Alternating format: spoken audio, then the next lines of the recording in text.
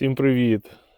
Полтавщина, канал Сад з любов'ю, Дмитро в саду з любов'ю, лютий, якраз час обрізок. І в цьому короткому відео покажу вам яблуню, яку я обрізав кілька років тому, коли побачив, що в неї росте конкурент центральному провіднику. Це одне там з перших відео на нашому каналі. І тоді прийшлося зробити ці яблуні таке харакірі. А зараз покажу, до чого це призвело, і буде вам в одному відео, мабуть, 5-річний або 4-річний досвід, що варто робити тоді, коли ви саджаєте саджанці нові, і чому важливо закладати скелет з самого початку. Погнали!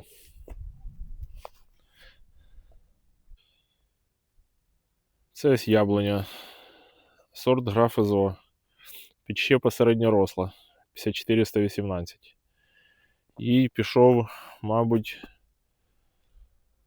6-й рік після посадки. Конкурент центральному провіднику прибирався отут, або отут, вже не пам'ятаю. Рани добре затяглися і навіть не видно. Років 3 або 4 тому.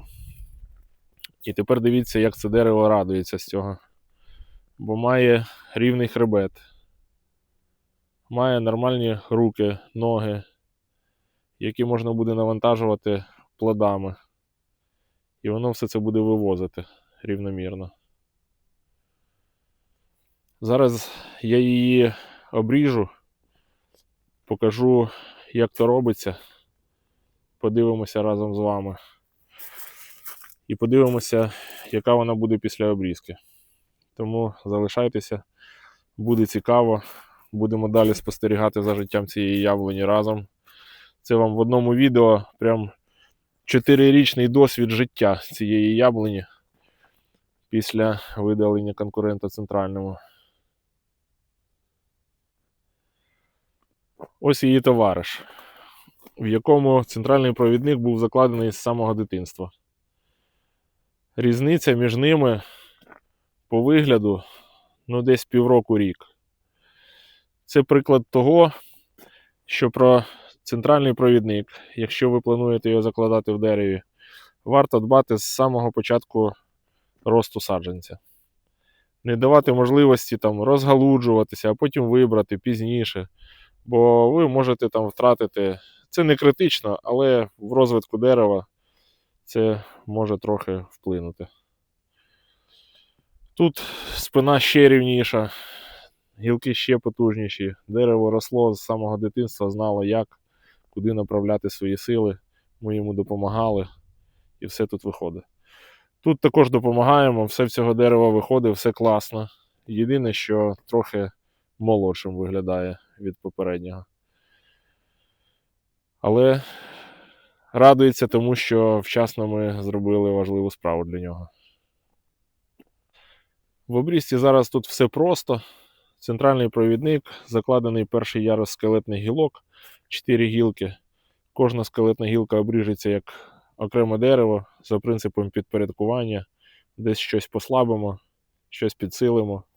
Тут поки що йде формування дерева як веретено з обростаючими плодоносними гілочками, а далі з них будемо вибирати наступні яруси скелетних гілок для того, щоб далі скелет цього дерева був розріджено ярусною кроною. Перша скелетна гілка, іде ось її основна вісь. Багато вже завантажена плодовими утвореннями, це добре. Ось її продовження. Воно не настільки потужне, як могло б бути. Тут ось ще потужніше є. Тому ми продовжимо її на зовнішню бруньку. Хай собі розвивається, закладає наступний другий ярус скелетних і закладає плодові утворення. Тепер підпорядковуємо те, що маємо. Тут ось оця частина, ця гілка йде як навіть конкурент в основній вісі. Тому я її просто беру отут і клікую. Для того, щоб звідси пішов букет гілочок, з яких ми виберемо щось на плодоношення, щось на продовження цього другого порядку скелетної гілки в оцю частину. Тут другий порядок, гарно завантажений плодовими. Все добре. Це, що йде вгору, ми приберемо, щоб не забирало сонце. Тут конкурента продовження приріжемо теж. І на продовженні проріжемо на зовнішню бруньку, хай собі тут закладає плодові. Тут горизонтальна плодова гілочка класно завантажилася. Ми дамо їй можливість далі завантажуватися. Трохи приріжемо, щоб вона ще більше захотіла те робити. Тут з цього пенька пішли закладки багатьох плодових бруньок, це добре.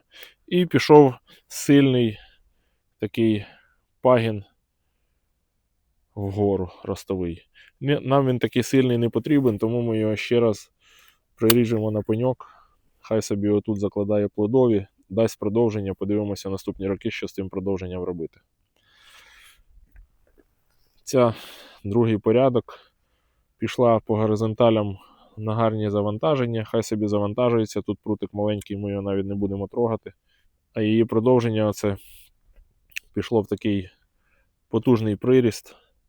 Нам він такий потужний не потрібен, тому ми її зріжемо на пеньок. Хай собі вибиває звідси більш горизонтальні гілочки. Все, от вам перша скелетна гілка обрізана.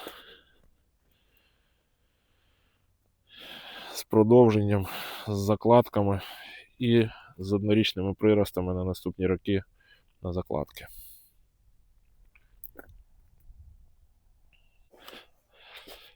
Друзі, зараз я вам покажу, як я обріжу наступні скелетні гілки. Принцип той самий, все те саме. Зациклюватися на цьому не будемо, просто обріжемо їх. Тут перевожу на більш пологу, на зовнішню продовження, на зовнішню. Тут клікуємо, тут зовнішня, все, ця скелетна обрізана. Тут продовження на зовнішню, тут на пеньок, плодоношення, клікуємо, плодоношення, прибираємо, нормуємо, вниз прибираємо. Тут на пеньок хай на плодоношення закладає. Тут на третю бруньку. Тут клікуємо, плодоношення, тут нічого, тут на зовнішню, тут клікуємо. Все. Ну і тут можна отак. І тут отак.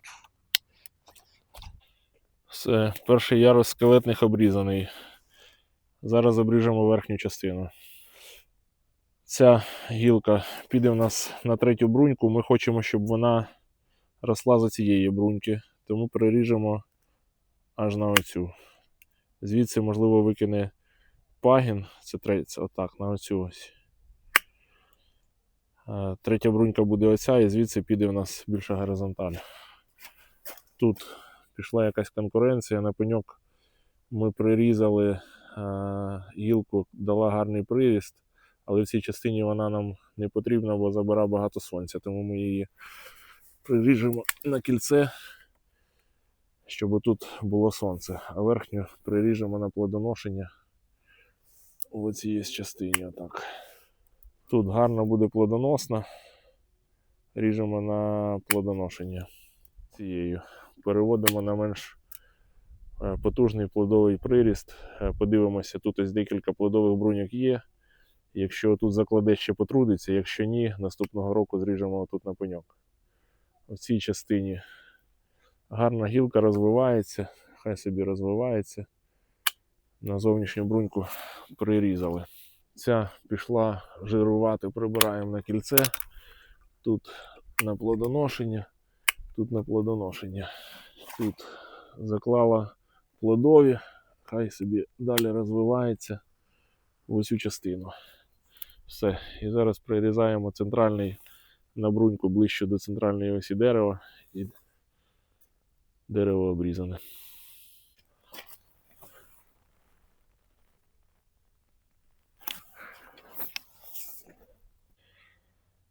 От такий маємо графизо, який вже хоче нас радувати більше плодами, він вже плодоносив. Перевірено, що це графизо. Класний сорт. З таким центральним провідником, який радується, що він один. Хай розвивається далі, освітлюється і набирає потужності. Друзі, ми вам з Графомезо дякуємо дуже, що ви дивитесь нас. Дякуємо за те, що підписуєтесь на наш канал. Це важливо. Нам це приємно. Значить, ми щось корисне робимо в цьому світі. Додаємо в ньому краси. Будемо вдячні, якщо ви допоможете військовим. Посилання на банку, де ми збираємо допомогу нашим знайомим, які нас боронять, в описі під цим відео. Мусимо їм допомагати. Дякую. Всім багато любові. До зустрічі.